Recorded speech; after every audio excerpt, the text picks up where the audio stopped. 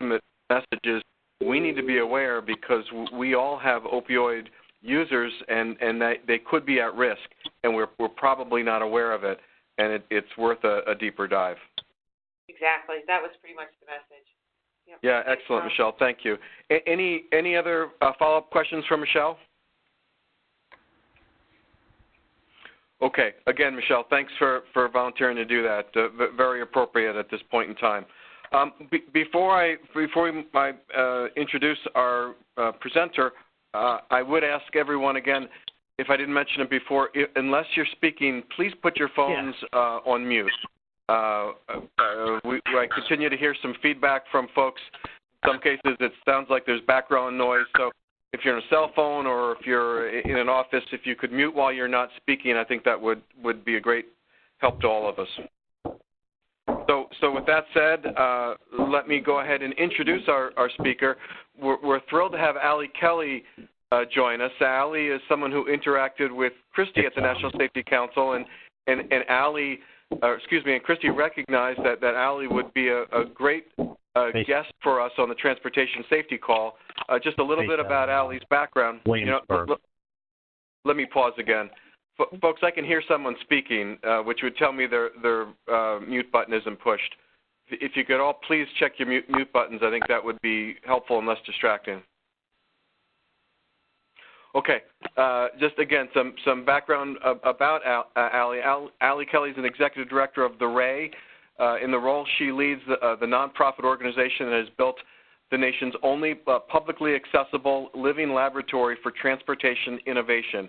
Ali was recruited to lead as its first executive director in 2015, and in 3 years she's helped the organization to implement and build almost a dozen groundbreaking world-leading technology demonstrations, including the first solar road in the United States and the world's first public demonstration of a drive-through tire safety station. So, Ali, with that, thanks for taking the time to join us, and we appreciate you being here and look forward to hearing your message.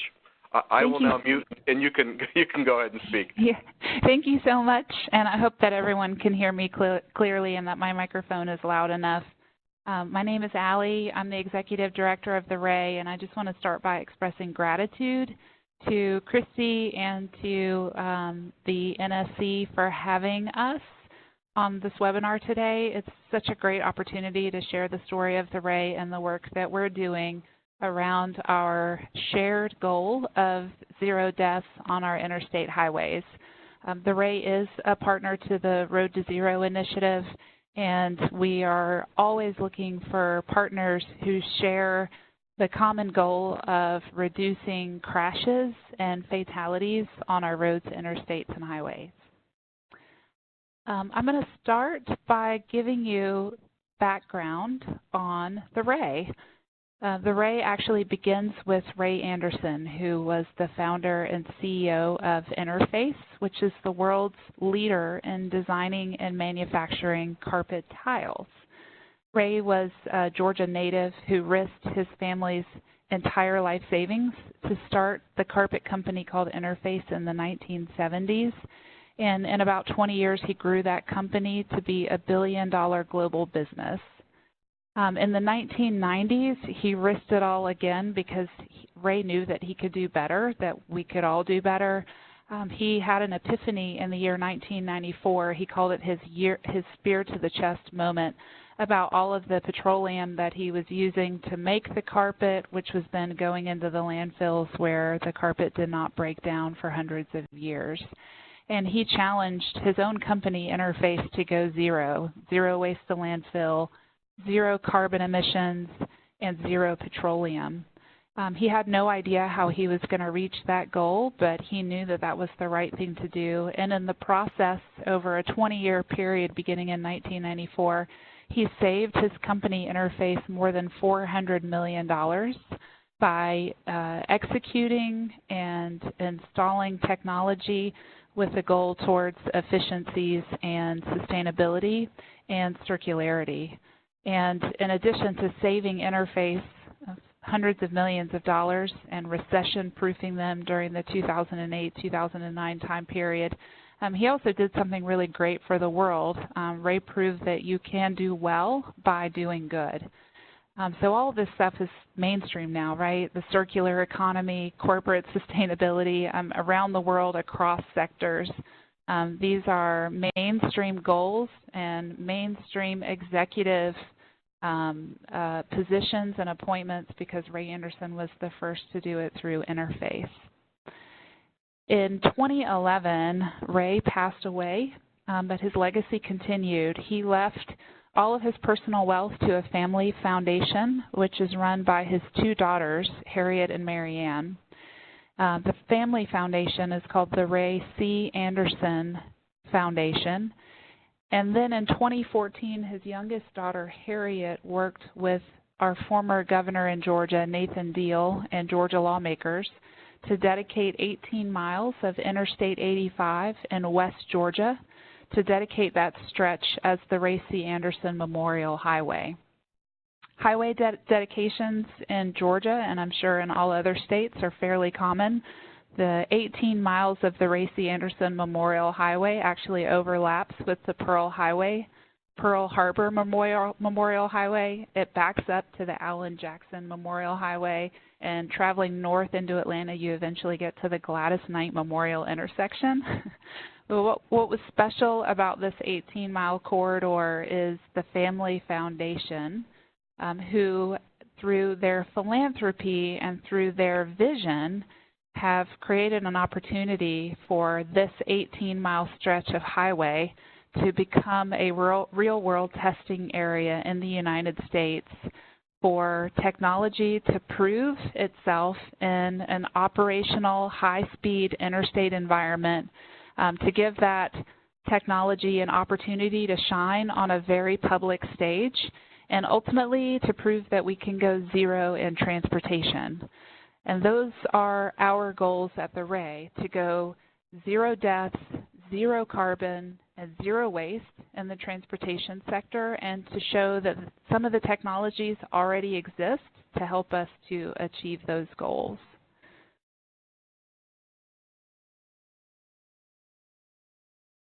Essentially, the Ray has become a living laboratory operating on high-speed interstate that is completely open to the public. And over 3 years, we have built, as was said, at least a half dozen new transportation technologies and future-forward infrastructure on and along the working interstate. And we're able to do this because of a unique partnership and a formal charter that we share with the Federal Highway Administration and with the State of Georgia's Department of Transportation. You see, we work with our government partners through an expansion of the P3, or the Public-Private Partnership, and we actually at the Ray work with our partners through the P4, which is the Public-Private Philanthropic Partnership. We at the Ray don't try to pretend that we invented the P4. There are other foundations like the Rockefeller Foundation that are doing phenomenal work and have been for a while through the P4. In fact, the Rockefeller Foundation is helping to fund resilience positions in city governments in 100 cities around the world. So there are foundations that are doing great things in terms of capacity through the P4 model. What we're focused on leveraging and executing with our P4 model is infrastructure. And our partnership actually enables our philanthropy through the Ray and through the Ray C. Anderson Foundation to help the state DOT in Georgia and in all 50 states to try new technologies, because we know that trying new technologies, particularly on the interstates and our highways, is very risky.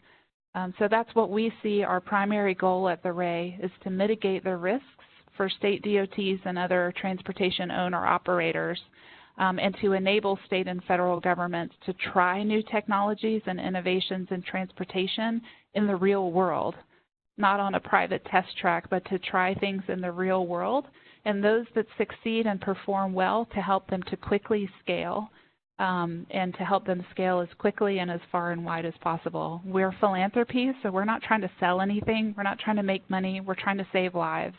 And that's really the goal and the mission around the Ray, is to find the technologies that have the most promise, give them the space and an operational environment to succeed, and then try to tell the world about them so that we can scale the technologies that work as quickly as possible to save lives, to reduce carbon emissions, to reduce waste in transportation, and to leverage more productivity and value. So I'd like to spend the rest of the time that we have together talking about our work toward zero deaths, which is our core mission at the RAE and one that we share with all of you as well as with the Georgia DOT and with the Federal Highway Administration. The one technology that we feel delivers a true triple bottom line is the Wheelwright Tire Safety Station. Ray Anderson would call this technology so right, so smart, because we know that there are dangerous crashes and fatalities due to tire failure and tire blowouts that are completely preventable and completely predictable. We believe that we can save lives. We can also save wasted fuel and reduce pollution, air pollution, and emissions like carbon by having better tools and technologies to help monitor the tires on both passenger vehicles as well as freight vehicles. So we installed a Wheelwright Tire Safety Station late in the year 2016 on the RAE. And when we installed it, it was enabled with technology to analyze tire pressure and tire tread depth.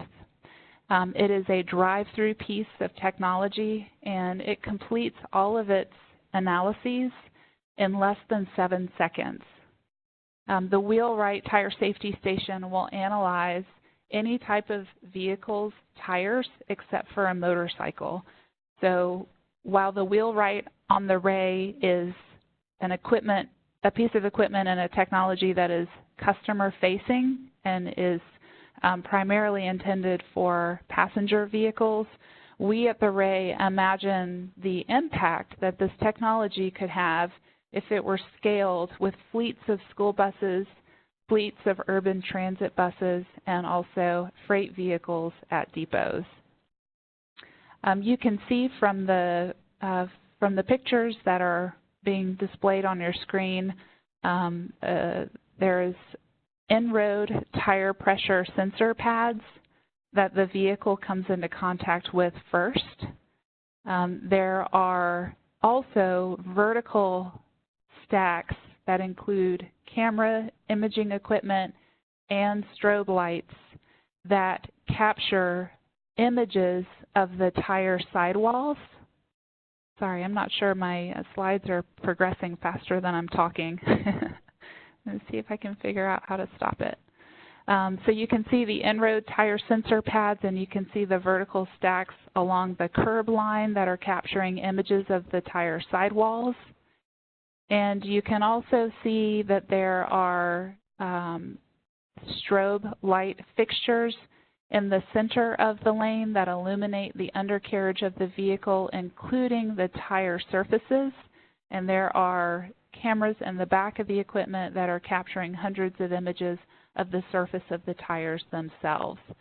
So this suite of equipment that you're looking at in this slide captures images and readings of all the tires as the tires are coming into contact with the equipment, and analyzing the information derived from the images or from the readings, and doing all of that work in about 7 seconds.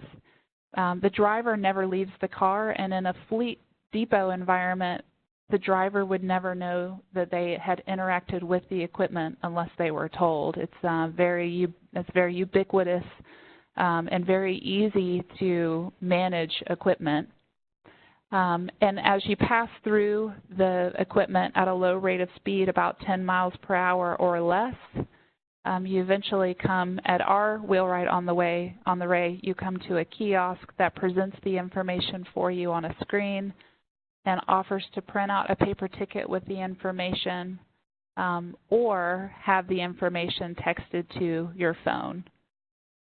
We know that about 1 in 4 automobiles and 1 in 3 light trucks in the United States have at least one tire underinflated 8 pounds per square inch or more below the recommended level. That's an estimate from NHTSA. And also the International Tire and Rubber Association has told us that tire inflation is the single most common factor in tire failure. So we feel like the wheelwright on the Ray and this technology is an example of everything that we had hoped for on the Ray. As the philanthropic partner of the Ray, we had hoped to, give opportunities to technologies that were ready now for prime time, ready to be introduced and scaled, and give them the opportunity to perform well, and then try to support them as the technology grew in awareness and have the potential to scale. Since the wheelwright on the Ray debuted in 2016, it has been accepted by Colorado DOT on the mountain pass that leads from Denver out to Aspen and Vail. It's also been included in the budgeting of the Central Florida Expressway Authority for next year, and there are other opportunities in the state government with the states of Washington, Arizona, Nevada, as well as many opportunities in the private sector. Do you have any other meetings coming up? Yes. I'm going to continue talking about tires, but in a different way, moving on from the Wheelwright Tire Safety Station.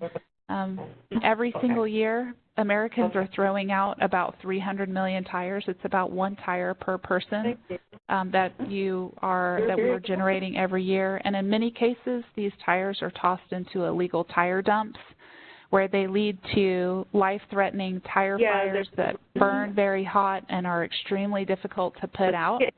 And when tire dumps aren't on fire, they can provide a comfortable habitat for mosquitoes that carry and spread really dangerous diseases like Zika, West Nile, and yellow fever. There are more than half of our 50 state DOTs that allow the recycling of scrap tires into the asphalt. And right now on the Ray, we're about to resurface 13 of the 18-mile corridor this summer. Part of that resurfacing project will include an FHWA test section of so-called rubberized asphalt on our interstate project. So we at the Ray will be able to highlight for drivers and for others the safety benefits of using recycled tires in asphalt on our interstates and highways. We are at the Ray very committed to trying to increase the utilization of scrap tires into our nation's paving projects and to try to bring more states, more than just the 26 or so that are currently allowing the recycling of scrap tires into asphalt. We would love for more states to test and pilot projects similar to the one that we're doing on the Ray. There are a lot of benefits that are not safety related to the utilization of rubberized asphalt, but I want to focus with this group just talking about the safety benefits.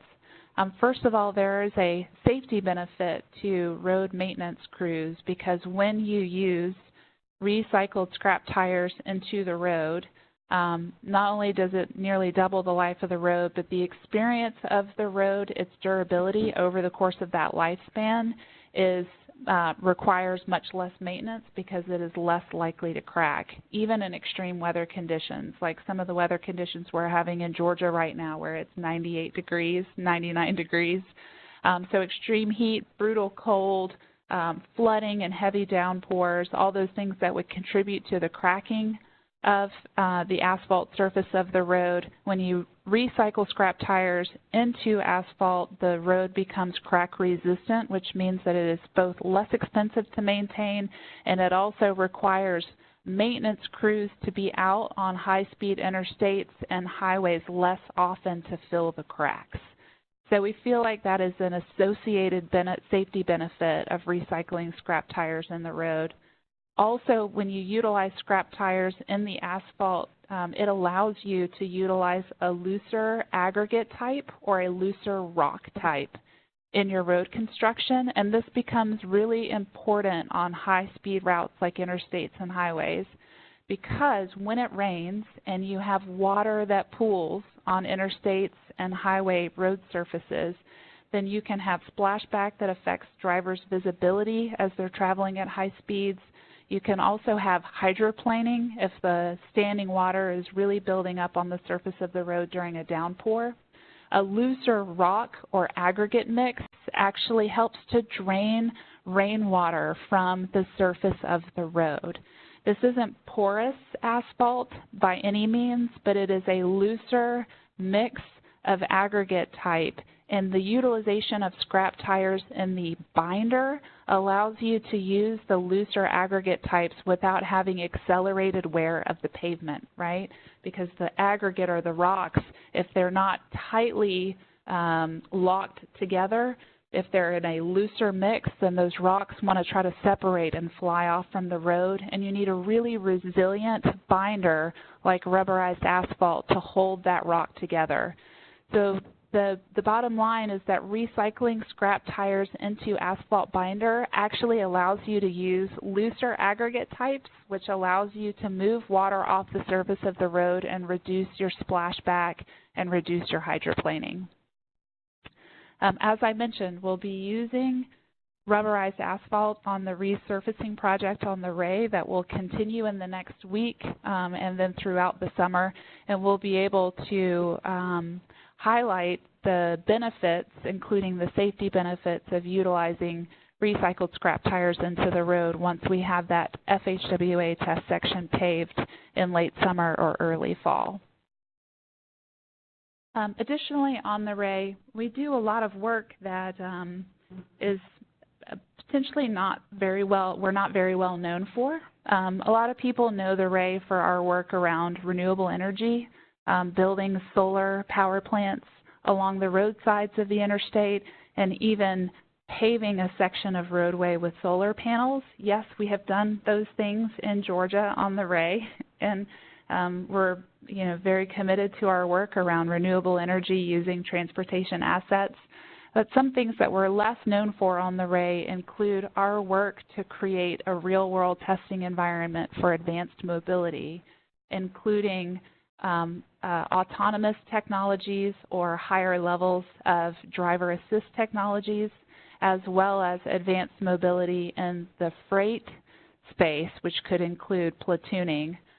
How we are building a safe environment to test and scale some of these advanced mobility technologies is to both create infrastructure in the road and software for connected vehicle data streams so that we can provide both the hardware and the software to create the safe environment for the testing of some of these advanced mobility technologies.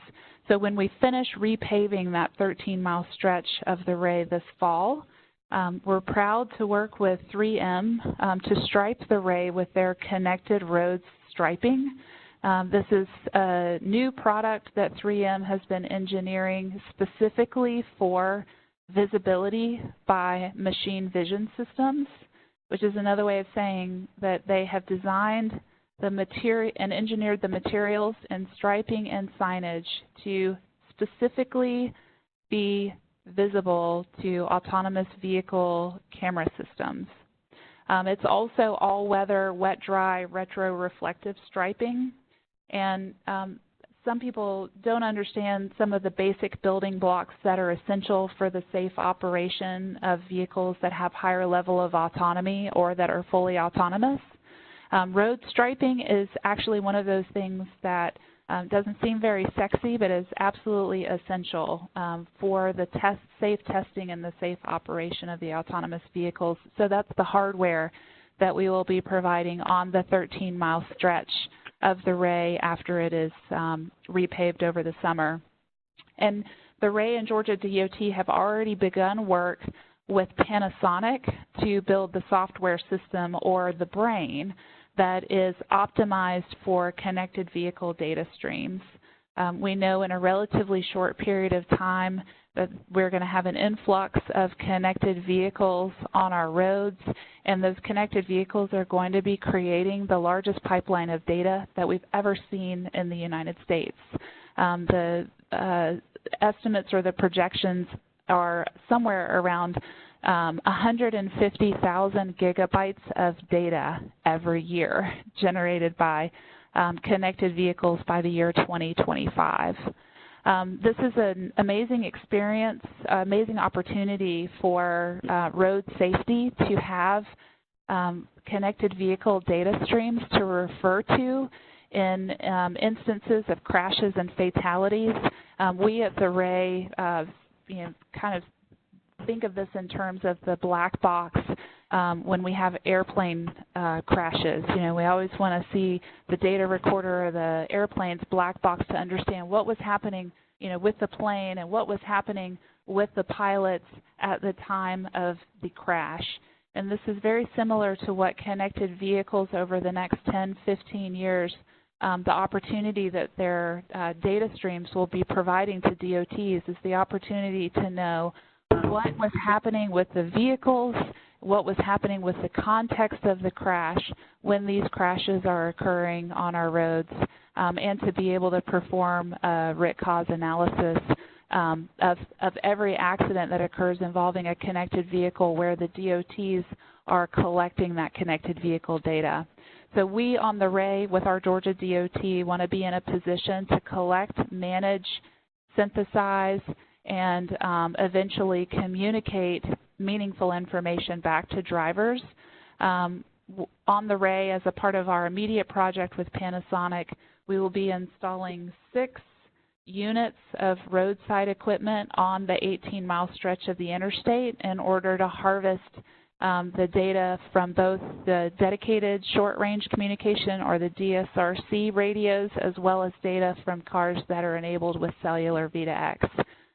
So our roadside equipment will be bilingual, if you will. It will speak both C-V2X as well as DSRC. Y'all already know, I'm sure, that Cadillac has been producing DSRC-enabled sedans since 2017. VW, Volkswagen, and Ford are expected to roll out their connected vehicle models this year. Toyota and Lexus will join them next year. GM is working to engineer the rest of their models outside of Cadillac with connected vehicle capability. By 2023, we're going to have connected vehicle models from a variety of OEMs that are being sold and widely distributed across the United States. So bringing in the data from the roadsides into a brain that's been optimized to manage the data, because this is big data that doesn't immediately look like a lot of meaning. But if you invest in the software system to sift through the big data and find the big meaning, then you can actually return really important information to drivers that is real-time, real place, including warnings about crashes that might be occurring ahead, warnings about construction activity, reroute suggestions when there is an incident or a crash that has occurred that is affecting the operation of a road or a highway, congestion mitigation. All of these use cases are opportunities that DOTs can leverage and can take advantage of as connected vehicles operating on our roadways increase over the next 5 to 10 years. Georgia is following in the footsteps of Colorado DOT, and we're being joined by Utah DOT. So we're the 3 first states to make significant investments in building the right data management system for connected vehicle technology. And over time, we expect that the systems, as they create a data archive, and as we learn how to leverage machine learning into the systems, we hope and expect that over time our systems can become predictive, that we can start to see things that are not safe or that are not operationally sound that are occurring on the system as they're happening, and that we'll have opportunities to intervene before the worst of the crashes or before the worst of the incidents even happen. The last thing that I wanted to talk to you about today in terms of our safety work on the RAE is just to let you know we as a philanthropy had never intended to invest in new technology or to hold IP, but we, about 2 years ago in 2017, had an idea for a road pavement marker or a road dot that could give the road its own connectivity and kind of finish the conversation that connected cars are starting with us, right? We can hear information from the car itself, and we can glean some contextual information from that connected car data, but we're still missing the part of the conversation about the roads experience. And like I said, about 2 years ago, the RAE had an idea to make a smart, intelligent road dot that was connected to these pathways for data, whether it's smart cities infrastructure or connected vehicle infrastructure, to have the road connect in and report data into those systems. We've actually prototyped through a first and now a second prototype of this smart solar LED road dot. And in 2018, we were a finalist for the World Changing Ideas Award from Fast Company. These are unwired for power. They're completely solar powered with backup battery systems that enable them to function for up to 3 days. They have a white LED light with a chipset that enables you to tune that white LED light to other colors like amber, green, red, or blue. And a simple sensor stack can help the road not only gather the data, but also communicate the data to roadside infrastructure that might also be used for connected vehicle data systems as well as smart cities data systems. You know, some of the use cases that we've developed for these smart road dots would be if someone is driving erratically and weaving in and out of the lane, the sensor stack in the smart LED road dot knows, picks up on that weaving and can flash or show amber warnings to try to make the driver more alert to their erratic driving pattern. Also involving environmental conditions, if the conditions are right for the formation of ice on the road. In the southeast, we have a lot of problems with black ice formation. The LED smart solar road dot would know that the conditions were right for the development of black ice, and they could flash a warning symbol or a warning color in amber or blue to warn drivers that they were approaching an area that might be iced over. Again, developing new technology was not our original mission or purpose, but we really believe that there are opportunities for technology introduced in the transportation sector to reduce crashes and to save lives. And over time, especially with the introduction of more advanced mobility and more advanced driver assist technologies, we feel like this creates the right ecosystem for infrastructure, data, and software for us to push to zero deaths. It could not be more important for us on the RAE to save human lives. Sometimes we are confused as being only sustainability-oriented or environmentally oriented, but Harriet Anderson Langford and I like to say, what's the use of saving trees if you can't save any human life to enjoy the trees? And so we really elevate our zero deaths goal as the core mission of the RAE. And again, I so appreciate the ability to share some of our story and a slice of our important work with you today. We build really big partnerships, really big umbrellas at the RAE across sectors. We have corporate partners and corporate sponsors. We have strong relationships with advanced technology firms that are on the bleeding edge and the cutting edge. And then we have great partnerships with state DOTs, other owner-operators, and the federal government. I invite everyone, please get involved with the RAE if you feel like there might be some work, important work that we can do together.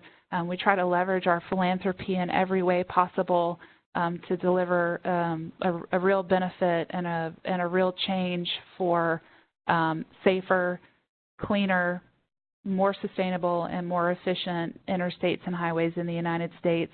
And I hope that you will join us. We're on social media at the RAE Highway. We also have a website, therae.org, and my contact information is on the screen. I'm available 24/7, and I want to thank the NSC again for giving the RAE and giving me the opportunity to talk about our work today. I really appreciate it. Well, that's great, Allie. Thank you very much. That's tremendous work, a great glimpse into the future, and certainly very consistent with the goals of eliminating eliminating preventable deaths and injuries in our lifetime on the highway. So thank you again for sharing that. I would typically open for questions for all that good information, but I will tell you folks, given just the time that we have left, and I know that we've got Stephen that has a brief presentation, I want to make sure that we get to Stephen as well. So Christy, if you would like to either give a brief announcement on the incoming NSC president, or if we want to defer to Stephen from a time perspective, by all means, please go ahead.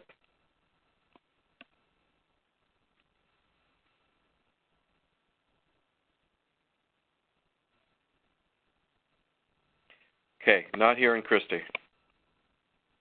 John, this is Steve Schaller. If you want to table this to the next one, we can, because it's about 11 minutes in full, and I don't mind if you want to do that to your next meeting, so you can get through the other part of the meeting. I'm fine with that.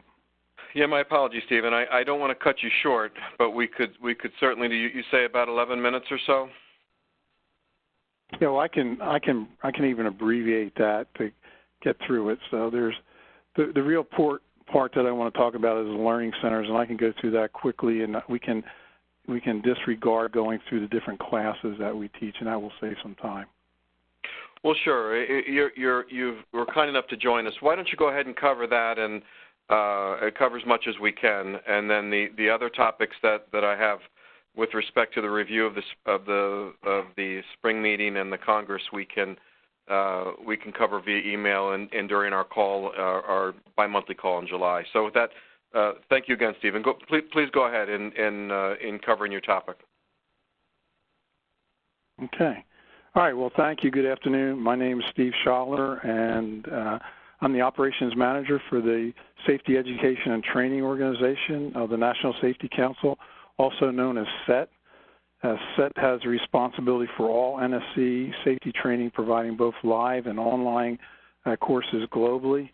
I would like to thank Christy for allowing me the opportunity to speak to you today. Did this 2 weeks ago with another division, and it's really good timing because there are so many people within the organization that do not know that there is even learning centers as a part of our organization. So I appreciate the opportunity to go through that.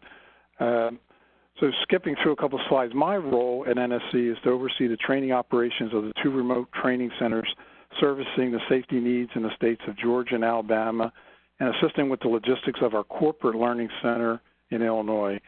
Our Georgia location is in Atlanta, Alabama, has an office in Birmingham, and of course our Illinois learning center is located at the corporate office.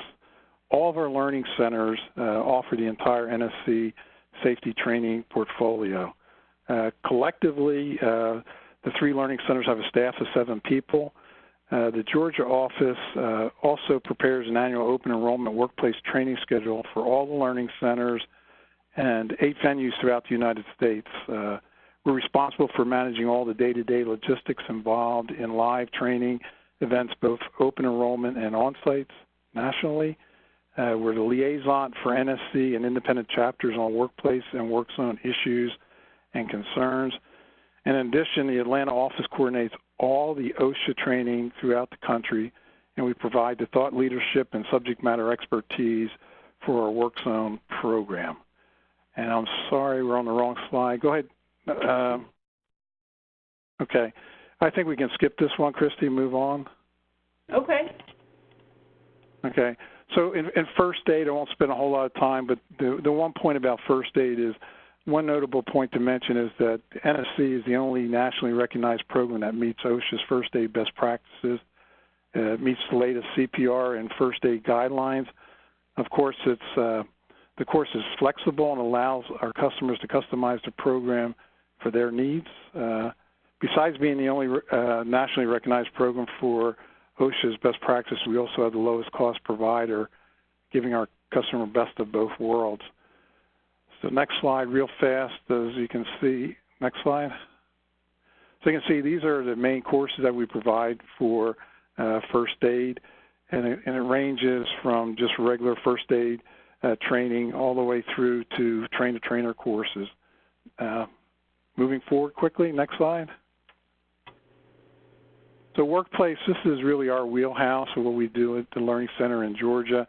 So the Advanced Safety Certificate courses for NSC is our signature workplace safety curriculum, and it's based on proven best practices. The courses are focused on developing the attendees' ability to solve problems relating to occupational safety in the workplace. People who attend this, the attendees, can earn 7.8 CEUs and receive an ASC award for just 12 days of coursework. The ASC curriculum offers 4 4-day courses and 5 1-day courses, and you can combine the 4-day and 1-day ASC classes to receive an ASC award. And I won't go through all of them, but we have 4 4-day courses, our POSH or FIH, STM, and STM, and these are courses for safety professionals. We also have 1-day courses, as you can see, and we do have another leadership training class, our Supervisor Safety Development Program, and the courses train supervisors and managers to incorporate best practices into their daily management activities, and it's just a great program that provides value to new supervisors and managers, but is also ideal for a refresher. Both the forklifts are 1-day courses. Christy, go ahead. So OSHA, one notable thing here from a Learning Center for NSC is that we are working with the Northern Illinois University, and we are providing, as a host site, OSHA classes. So we're providing those classes at our corporate office in Itasca. We're focusing on 4-day trainer courses in general industry and selected specific OSHA number courses that are between 1 and 3 days in length. Also, we provide for NSC the on-site OSHA contracted courses that are held throughout the country, as well as naval bases globally. Next slide. Christy, go ahead. WorkZone, won't talk too much going through this, but all of our WorkZone programs are based on the federal guidelines outlined in the manual of traffic control devices. So from a traffic standpoint, this program in NSC was founded in Georgia and continues to be the leader in this training, and we're in the process of extending that. One notable thing here is our WorkZone technician is a new one for 2019. It was a program that was developed here in Georgia. It is a full-fledged program and should be on the shelves to be sold and classes performed in September of this year. Christy, go ahead and move on. So I know Jeffrey's on the phone, so he'll recognize this photo, but I think we all agree it's a pretty ugly slide, and it really illustrates why the council provides driver safety training to as many people as we possibly can. And as it states here, over 40,000 people got into an accident last year and never made it home. And out of those 40,000 people that died, most of those should have been preventable deaths. So it's really why the National Safety Council makes a difference in the world by helping drivers think more about safety when they're behind the wheel. So through the defensive driving, educational programs, and through initiatives like Road to Zero, Drive at Home, and others, NSC looks to move this number to 0 roadway fatalities by 2050. Next slide.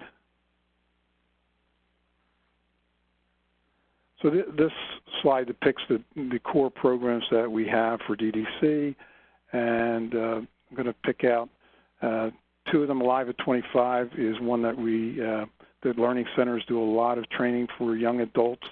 It teaches learning to drive and newly licensed drivers how to control situations by taking responsibility for their own behaviors.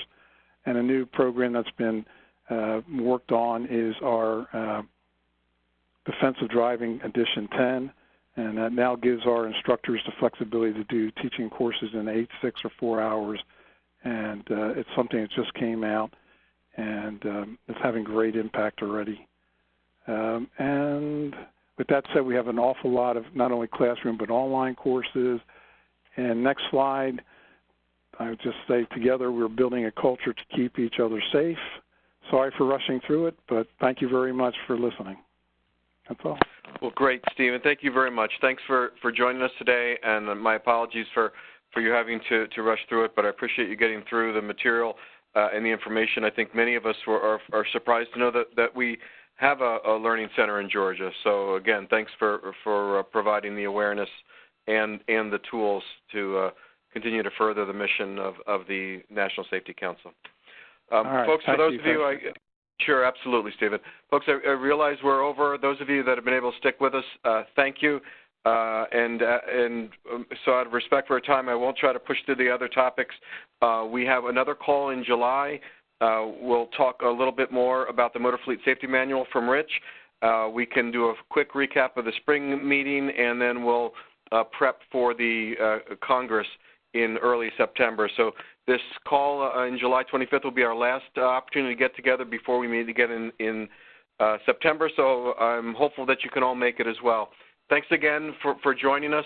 And if there's any follow-up questions, please feel free to reach out to myself or Christy, and we can get you to the presenters. Or if it's something that myself or Rose or Joe can answer, we're happy to do so. Thanks, folks. Have a great long weekend, but a very safe Memorial Day weekend. Thanks again. Thanks for hosting, Tom. All right. Thank you, everyone. Bye, everyone. Thank you. Bye.